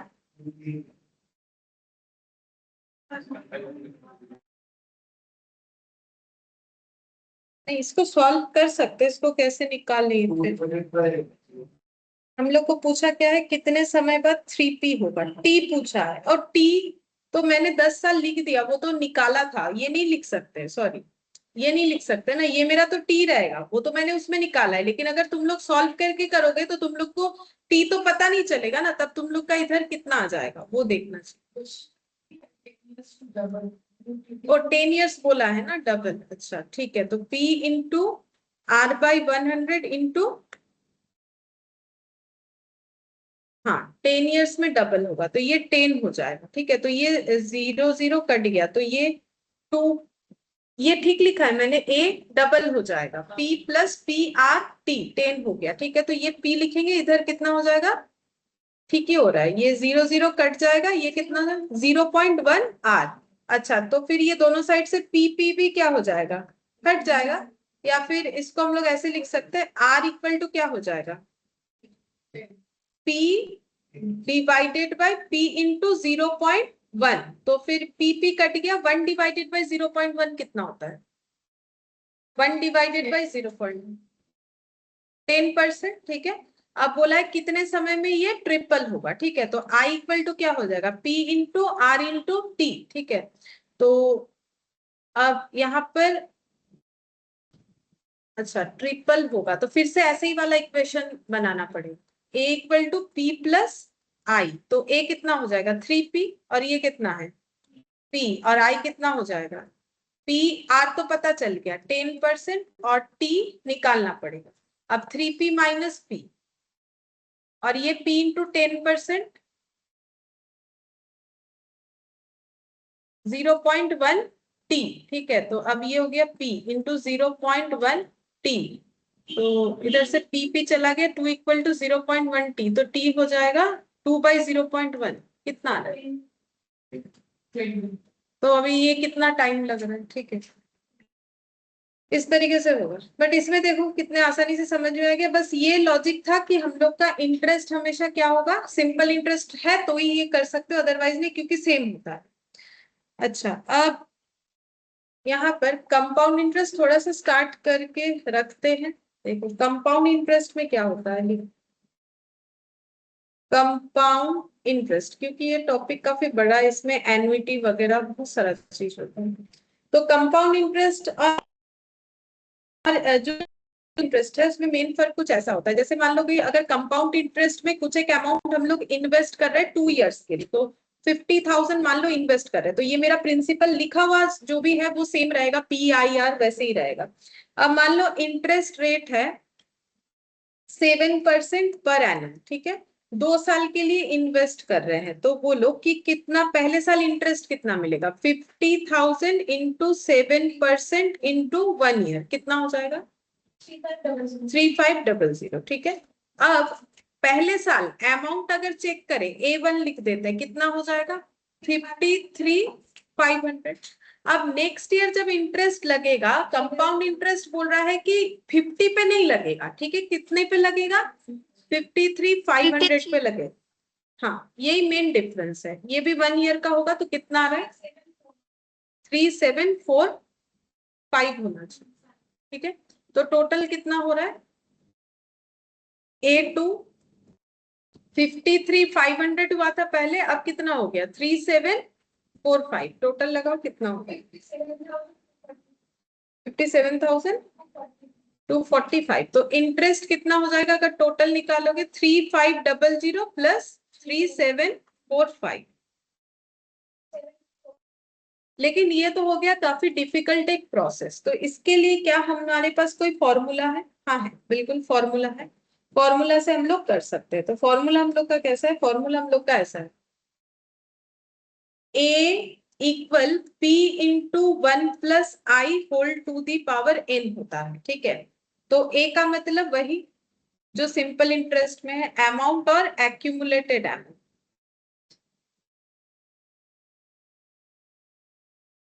अच्छा, आई का मतलब यहाँ पर रेट ऑफ इंटरेस्ट, यहाँ पर आई यूज किया जाता है, आर भी कर सकते हो स्मॉल आर, बट आई लिखा जाता है, तो मेरा तो वही हैबिट है, तो हम तो आई लिखेंगे पूरे टॉपिक में, तो तुम लोग भी उसका ही हैबिट कर लो। और पी हो जाएगा प्रिंसिपल, और एन जो है यहाँ पर, एन बहुत वाइटल है, एन का मतलब होता है number of total conversion.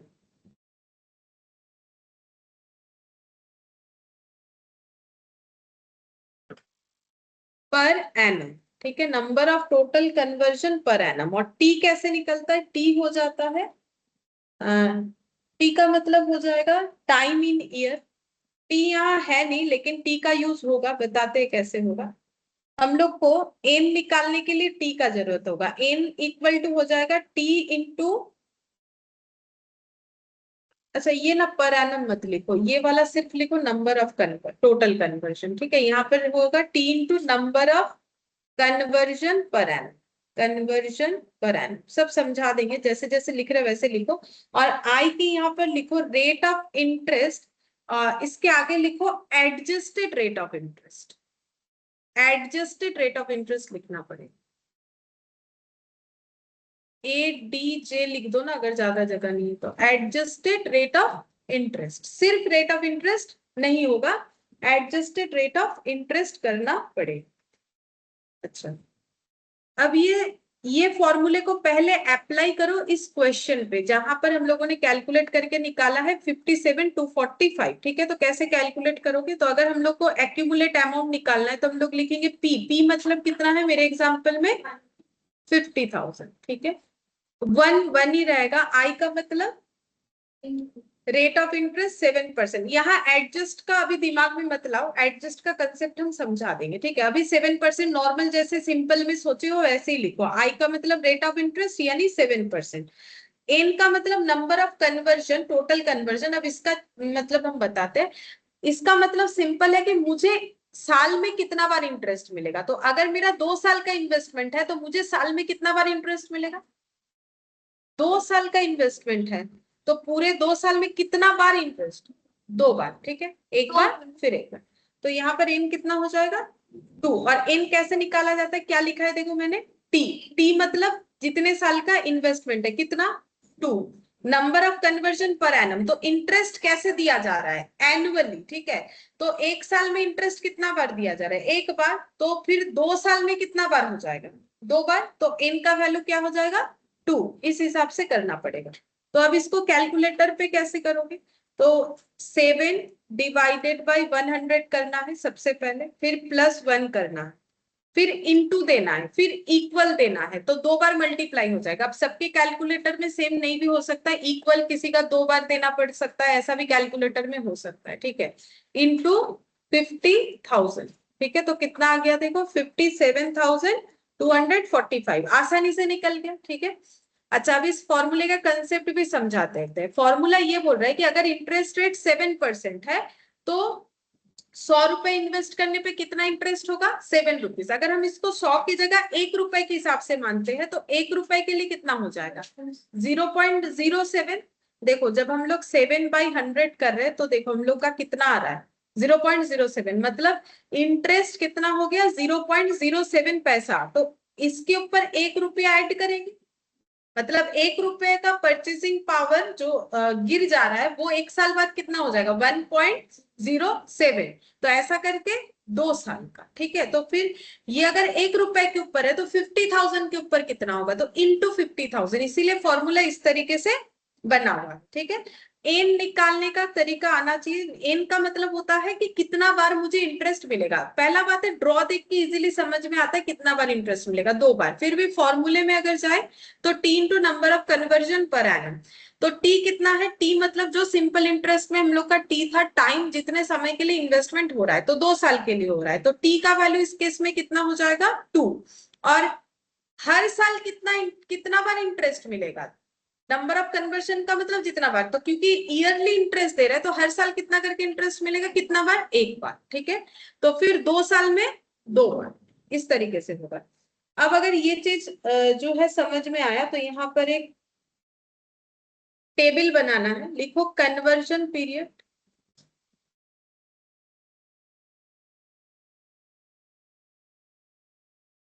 Description, number of conversion period in a year, number of conversion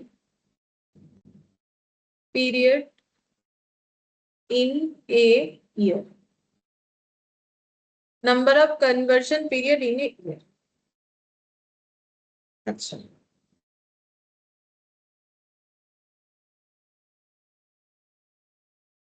अच्छा, अगर मैंने लिखा है कन्वर्जन पीरियड 1 डे, मतलब हर रोज कन्वर्जन होता है, तो मुझे इंटरेस्ट कैसे मिल रहा है?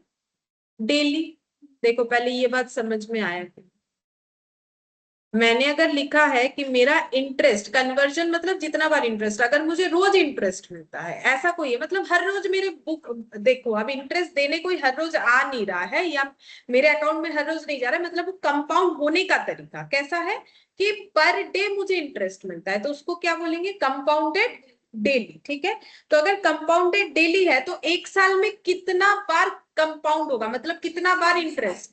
365 days. ठीक है, 365 टाइम्स, 365 टाइम्स मुझे इंटरेस्ट मिलेगा। अगर मुझे रोज इंटरेस्ट मिल रहा है तो मुझे 365 टाइम्स इंटरेस्ट नहीं मिलेगा 1 साल में, क्योंकि मुझे इंटरेस्ट कैसे मिलता है? Per day. अच्छा, अगर मैंने लिखा है कन्वर्जन है मंथली, हर मंथ मुझे इंटरेस्ट मिलता है, तो उसको क्या लिखोगे? कंपाउंडेड मंथली, ठीक है। तो कंपाउंडेड मंथली हुआ तो 1 साल में कितना बार इंटरेस्ट मिलेगा? 12 टाइम्स। देखो यहाँ पर अगर इसको ऐसे लिखोगे, देखो कंपाउंडेड मंथली का मतलब पूरे साल में कितना बार मिलेगा? 1 बार, 2 बार, 12 महीना, 3 4 5 6 7 8 9 10 11 12, ठीक है, तो 12 डेली होने से 365 होगा, जो कि ड्रॉ करना तो थोड़ा मुश्किल है, 1 2 3 4 ऐसे करके डॉट डॉट डॉट डॉट 365 हो जाएगा। ठीक है, अच्छा अगर मैंने लिखा 3 मंथ्स, 3 मंथ्स के गैप में मुझे इंटरेस्ट मिलता है, तो उसको क्या लिखोगे? Compounded quarter. ठीक है, क्योंकि पूरे साल को 3 मंथ्स के गैप में करोगे तो 4 आता है, तो इसको क्वार्टर बोलेंगे। कंपाउंडेड क्या हो जाएगा? क्वार्टरली। ठीक है, तो क्वार्टरली मिलेगा, तो 3 साल के गैप, सॉरी 3 मंथ्स के गैप में अगर मुझे इंटरेस्ट मिल रहा है तो साल में कितना बार मिलेगा? 4 टाइम्स। 4 टाइम्स। देख लो, जैसे कि हम यहाँ पर दिखा देते हैं कैसे करके हुआ। देखो, अगर मुझे कितने के गैप में मिल रहा है? 3 मंथ्स। ठीक है, तो अगर जैन से 3 मंथ्स का गैप लो, कितना होगा? जैन फेब मार्च, तो मुझे इंटरेस्ट कब मिलेगा? मार्च के एंड में या फिर अप्रैल के शुरुआत में। ठीक है, फिर मार्च के बाद कब मिलेगा? अप्रैल मई जून। ठीक है, फिर जुलाई अगस्त सितंबर, फिर अक्टूबर नवंबर दिसंबर, अगर जैन टू दिसंबर वाला है। ठीक है, तो फिर देखो 4 बार नहीं हुआ 3 मंथ्स के गैप में होने से। अच्छा, अब नेक्स्ट 6 मंथ्स के गैप में होने से कितना बार मिलेगा? 2 बार। कंपाउंडेड, इसको क्या बोलेंगे? सेमी एनुअली बोल सकते हो, हाफ ईयरली बोल सकते हो, सेमी एनुअली। ठीक है, तो पूरे साल में 2 बार मिलेगा, इसका मतलब 6 मंथ्स, 6 मंथ्स के गैप में। ये 6 मंथ्स है, ये 6 मंथ्स है, तो कितना बार इंटरेस्ट मिल रहा है? 2 बार। तो ये 2 बार मतलब क्या? Number of conversion. कन्वर्जन का मतलब कितना बार मुझे मेरे पैसे को कन्वर्ट करके मुझे अमाउंट एक्स्ट्रा दिया जा रहा है। और अगर 12 मंथ्स है तो कंपाउंडेड क्या होगा? Yearly, annually. ठीक है, मतलब एक ही बार मिलेगा पूरे साल पर।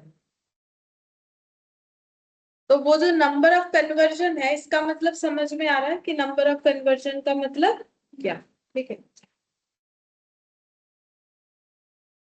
ठीक है, चलो आज इतना ही करते हैं, लेकिन ये चीज बहुत अच्छे से तुम लोग को समझ लेना है, तो ही नेक्स्ट क्लास में, क्योंकि सिंपल इंटरेस्ट से कोई क्वेश्चन आएगा नहीं आएगा उसका कोई गारंटी नहीं। आने से इस तरीके का ट्रिकी क्वेश्चन आएगा जिसमें अगर तुम लोग ट्रिक यूज नहीं करके सॉल्व करने बैठोगे तो टाइम जाएगा। लेकिन क्वेश्चन आने को कंपाउंड इंटरेस्ट और ये नहीं होगा अच्छे से, सबसे मेन बात ये है, तो फिर एन्युटी नहीं समझ। ये अगर नहीं समझते हो तो एन्युटी कुछ भी नहीं समझ। ठीक है, चलो।